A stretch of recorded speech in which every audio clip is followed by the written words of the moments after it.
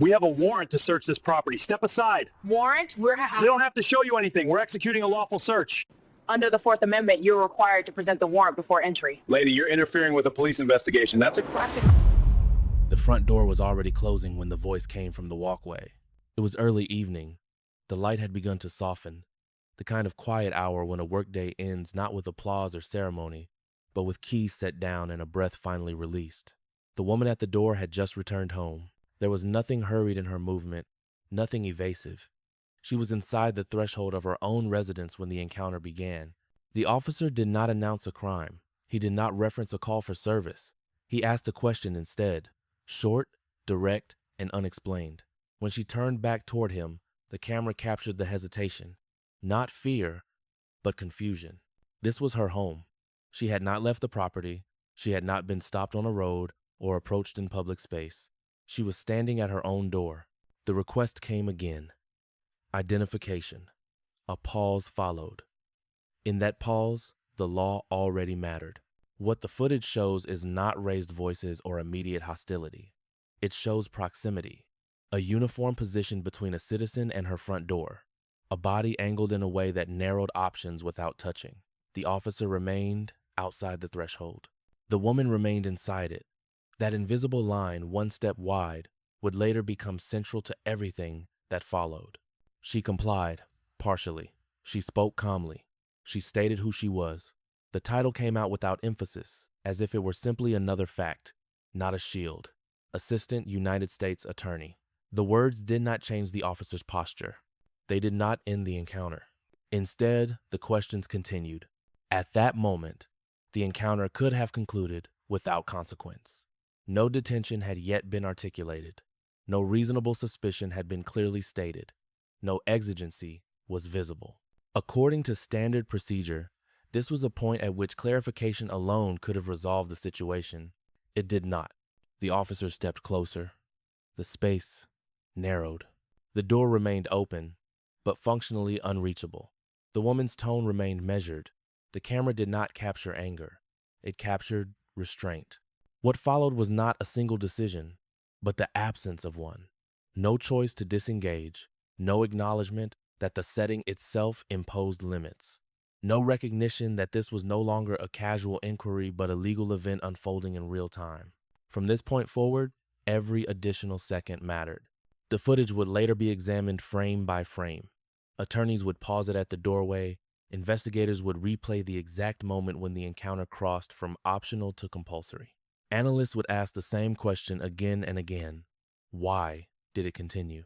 Because from here on, the situation would not resolve itself. It would escalate, not through force, but through persistence. Not through chaos, but through procedure. And once that line was crossed, there would be no simple way back. In the American legal system, titles are not ceremonial. They describe authority, jurisdiction, and responsibility. An Assistant United States Attorney is not a symbolic role. It is a position entrusted with prosecutorial discretion on behalf of the federal government, bound by ethical rules stricter than those applied to most attorneys, and defined by a daily familiarity with constitutional limits. She knew the language of lawful stops. She knew how probable cause is articulated, how reasonable suspicion must be formed before detention becomes justified. She knew the consequences of silence and the risks of saying too much. None of that required her to assert dominance. It required restraint. The footage shows that restraint clearly. She does not raise her voice. She does not invoke authority as leverage. She states her name. She states her role. She asks a single clarifying question. What is the reason for this interaction? No reason is provided. This is the first decision point. At this moment, the encounter remained consensual. The officer had not issued a command tied to enforcement. The woman had not been told she was detained. The law is unambiguous on this point. Absent reasonable suspicion of criminal activity, a person at their own residence is not obligated to submit to continued questioning. This was a moment when the encounter could have ended. It did not. The officer repeated the request for identification. He shifted his stance slightly, closing the distance. His body language changed before his words did. The camera captures the shift subtly, but unmistakably. He was no longer asking. He was positioning. This is the second decision point. The law recognizes these transitions. Courts analyze not just words, but conduct. A reasonable person standard applies. Would an ordinary person feel free to terminate the encounter? At this moment, standing at her own door, with an officer blocking the only path inside, that freedom was already narrowing. She responded with compliance again. She produced identification. She did not step outside. She did not invite entry. She maintained the boundary. The officer did not disengage. Instead, he questioned the validity of her presence. He asked why she was there. He implied uncertainty about her right to be at that address. This is where the context matters. There was no report of trespass, no call indicating a suspect had fled onto the property, no description matching her. The questions were not anchored to a specific allegation. This is the third decision point. In legal review, these moments matter more than dramatic gestures. Each question that lacks a lawful basis compounds risk. Each step closer without justification increases exposure, and each refusal to disengage narrows the officer's options later. The woman remained composed. She explained, again, that this was her residence. She pointed to the door. She referenced no threat. She requested no supervisor. She simply stated facts. From the outside, it looked calm. Inside the law, it was already unstable. Because at this stage, the officer had accumulated nothing that justified escalation. He had no articulable suspicion. He had not observed a crime. He had not identified exigent circumstances. What he did have was time, and time, without lawful grounding, is dangerous in an encounter like this. This was another moment when the interaction could have ended. It did not. The officer informed her that she was being detained. That sentence changed everything. Detention transforms a voluntary encounter into a seizure under the Fourth Amendment. It requires justification, not intuition, not discomfort, not a hunch, justification. The record would later reflect that none was stated at the time. The woman did not resist. She did not argue. She acknowledged the statement. The camera captures a brief stillness after the word detained is spoken. That stillness would later be replayed in hearings and reviews. It marked the precise second when the encounter became a legal liability. This is the fourth decision point. Once detention is declared, officers are trained to reassess, to confirm the basis, to verify whether the standard is actually met. This is where many encounters de-escalate. The officer did not reassess. Instead, he continued. He asked additional questions unrelated to any stated offense. He delayed release. He maintained position at the threshold. Each second extended the seizure. Each second compounded exposure. From this point on, the encounter was no longer about suspicion. It was about persistence. The woman's professional background was not used as a threat. It was used as context. She explained that she understood the process. She explained that she was willing to cooperate within the law. She did not demand preferential treatment. She demanded clarity. Clarity did not come. What the footage reveals is not a confrontation between authority figures. It is a failure to recognize limits. The officer's authority was real. So were its boundaries. This is where the reversal begins, not through force, but through overreach. Because the moment detention was declared without lawful basis, the power dynamic inverted quietly. The officer still controlled the space, but the record had already begun to control him. This was yet another moment when the situation could have been corrected. It was not. From here forward, the system itself would take notice. When courts later examine encounters like this one, they do not ask whether the officer felt uneasy, cautious, or uncertain. They ask whether the law allowed what happened next. Emotion does not supply legal authority. Structure does. The Fourth Amendment governs this moment precisely. A person may be approached by law enforcement and ask questions without triggering constitutional scrutiny so long as the interaction remains voluntary. The legal threshold is crossed only when a reasonable person would no longer feel free to leave or disengage. At that point, the encounter becomes a seizure. By the time the officer announced detention at the doorway, that threshold had already been crossed. This distinction matters because detention is not a flexible concept. It requires a clearly articulable basis. Specific, objective facts indicating that criminal activity may be afoot. Courts do not accept generalized suspicion. They do not accept uncertainty. They require articulation. In this encounter, The record shows none was provided at the time. Standing at one's own residence is not inherently suspicious. Returning home is not a criminal act. Being present at a doorway does not create exigency. Absent a report tying the individual to a specific offense, the officer's authority to detain narrows sharply. This is where setting becomes legally decisive. Encounters at a private residence are treated differently than those in public space. The law recognizes heightened privacy interests at the threshold of the home. Officers may knock, they may speak, but without consent, a warrant, or exigent circumstances, their authority to restrict movement at that boundary is limited. The footage shows the officer remaining outside the threshold while functionally controlling access to it. Courts look closely at this configuration. Blocking a doorway, even without physical contact, can constitute a seizure. Positioning, tone, repetition of commands, these factors are weighed together. The question is not whether the officer intended to detain, but whether a reasonable person would have believed they were free to end the interaction. At this stage, that answer becomes increasingly difficult to defend. Once detention is declared, the officer's obligations increase. The scope of the detention must be tied to its justification. Questions must relate to the suspected offense, duration must be limited. The intrusion must be proportionate. Here, none of those limiting principles appear to have constrained the interaction. The officer continued questioning without clarifying the suspected offense. He did not narrow the scope. He did not verify information and disengage. Instead, the detention persisted in search of justification rather than based upon it. This is not how lawful detention operates. The courts have addressed this pattern repeatedly. Detention cannot be justified retroactively by what it uncovers. Reasonable suspicion must exist before the seizure, not be constructed during it. Prolonging an encounter to see what turns up is precisely what the Fourth Amendment forbids. At this point in the timeline, the legal exposure was no longer hypothetical. It was structural. Each additional minute of detention without justification increased potential liability. Each question unrelated to a stated offense expanded the scope beyond permissible bounds. Each refusal to disengage removed another layer of legal insulation. From the outside, the scene remained calm. There was no shouting, no physical struggle, no visible aggression. But constitutional violations do not require spectacle. They require only overreach. This is why these cases are often misunderstood. The absence of chaos does not equal the presence of legality. In fact, it is often the quiet persistence, the steady refusal to stop, that proves most damaging under review.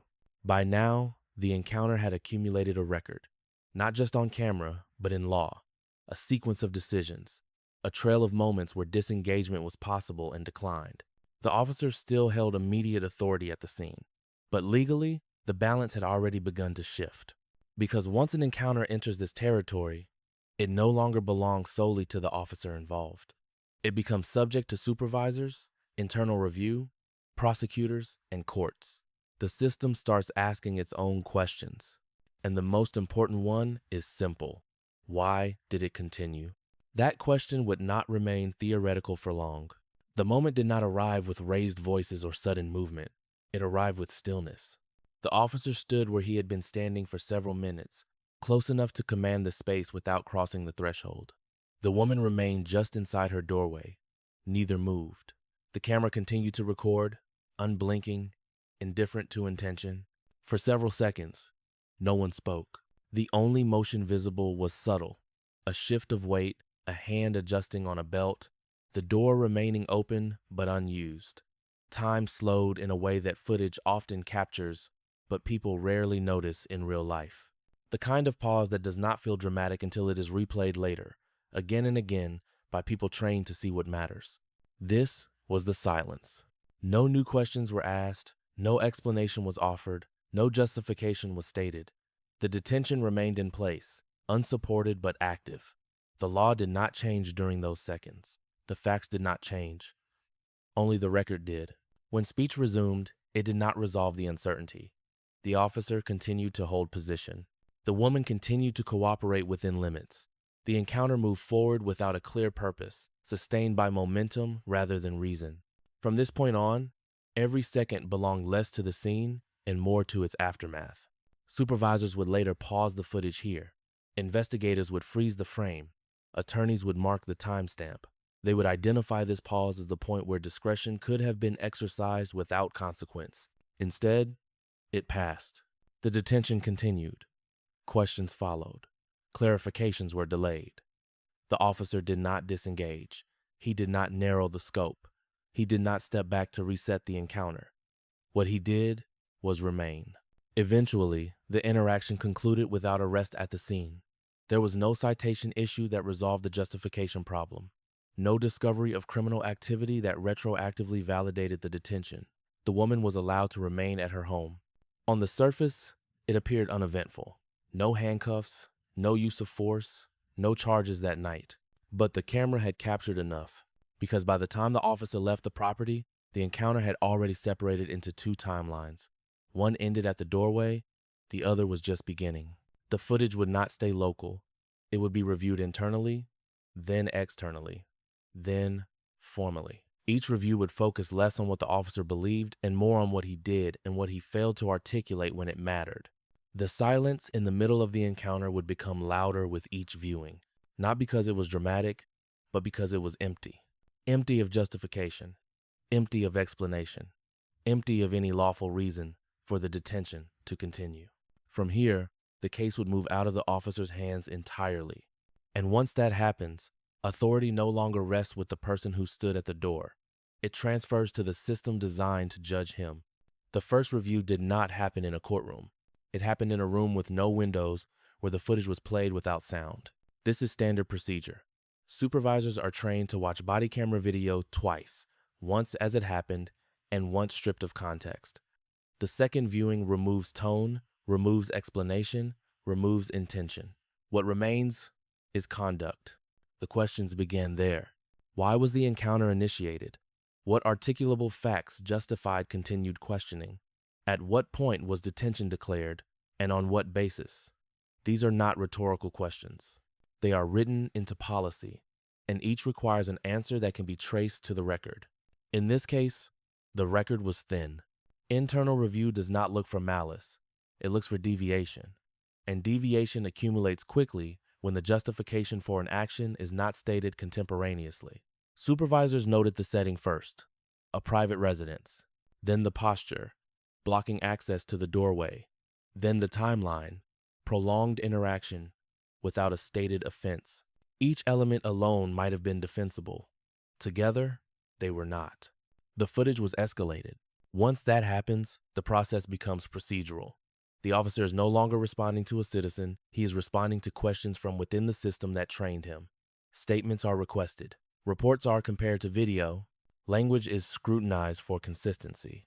This is where many cases narrow. Some end quietly. This one did not.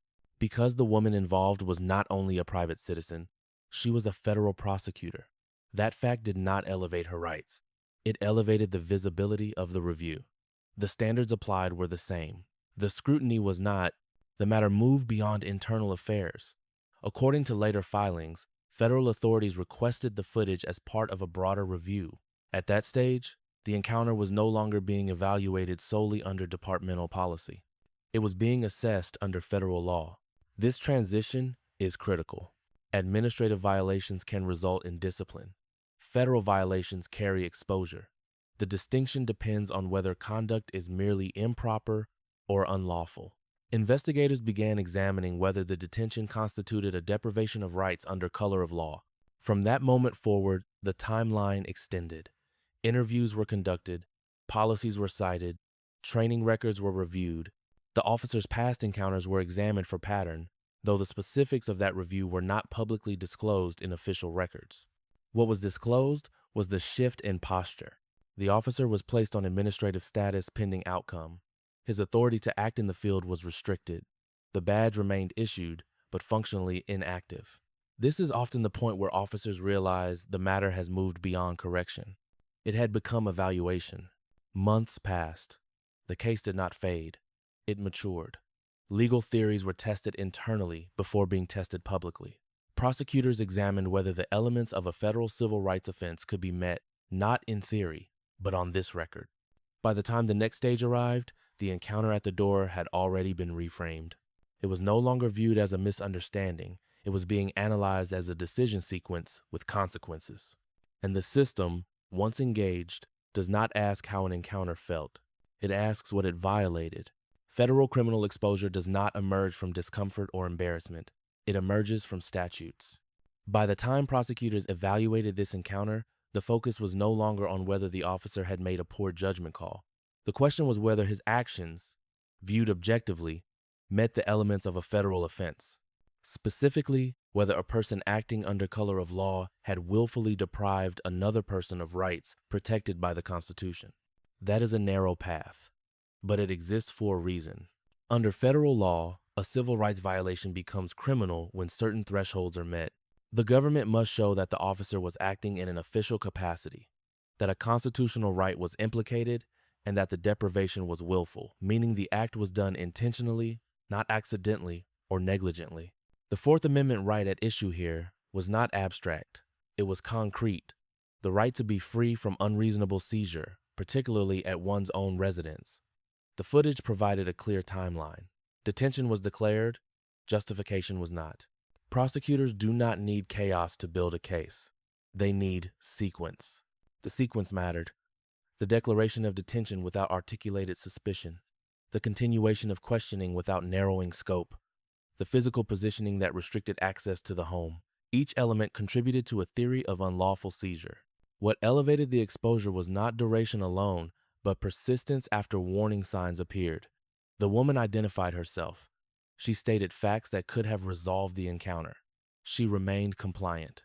These moments, captured on video, undermined any claim of confusion or mistake. This is where sentencing exposure enters the discussion. Federal civil rights statutes provide enhanced penalties when certain aggravating factors are present. The maximum exposure, often cited as up to 10 years, does not mean a sentence will be imposed at that level. It defines the ceiling. It signals the seriousness with which Congress treats willful constitutional violations by officials entrusted with authority. The phrase "faces up to" is precise. It reflects potential, not outcome. Charging decisions consider many factors: intent, training, precedent, and the strength of the record. In this case, the record was unusually clear. There was video, there was audio, there was a clean setting with no intervening threat. There was a detention unsupported by contemporaneous justification. That combination is rare. It is also why the case moved forward rather than resolving quietly. Prosecutors could explain it without interpretation. The footage spoke. The law applied. The elements aligned. By the time exposure was publicly acknowledged, the framing had shifted again. This was no longer an internal matter. It was no longer about policy compliance. It was about whether the conduct crossed the line Congress had drawn decades earlier. The officer was no longer viewed as a decision maker at a scene. He was a defendant in a legal structure that measures actions in elements, not explanations. 10 years was not a prediction. It was a boundary. And boundaries are what this case had always been about. Cases like this do not end when the camera stops recording. They end when the record settles. Long after the encounter at the doorway faded from memory, its outline remained fixed in official filings, training reviews, and legal analysis. The woman returned to her work. Her authority did not need to be reasserted. It had never been lost. The system recognized it without ceremony. For the officer, the consequences unfolded more slowly and more publicly. Regardless of final disposition, the process itself became permanent. Investigations leave trails. Administrative actions, federal reviews, and charging decisions do not disappear. They attach to a career, shaping how future conduct is assessed and how past actions are interpreted. In law enforcement, records matter. They determine assignment, eligibility, testimony credibility, and professional viability. An officer involved in a federal civil rights case is evaluated not only on outcome, but on exposure. The mere presence of a sustained investigation alters trajectory. This is not punishment. It is documentation. The encounter at the door did not produce a dramatic arrest or a chaotic scene. It produced something more durable, a sequence of decisions preserved in time. That sequence became teachable material. It would be referenced in training rooms, not by name, but by principle. What happens when an encounter continues without justification? What happens when a detention is declared without articulation? What happens when authority is exercised past its lawful boundary? These lessons do not require outrage. They require clarity. The legal system does not ask officers to predict outcomes. It asks them to respect limits. When those limits are crossed, the response is not immediate or emotional. It is methodical. The doorway in this case became a line drawn in review memos and legal briefs, not because it was symbolic, but because it was exact. One step wide, clearly visible, legally decisive. Years from now, the footage may still circulate, not as a viral clip, but as a reference point, a reminder that constitutional violations do not need force to be real. They need only persistence without basis. The system does not remember how loud a moment was. It remembers whether it was lawful. And once the record is made, it does not forget.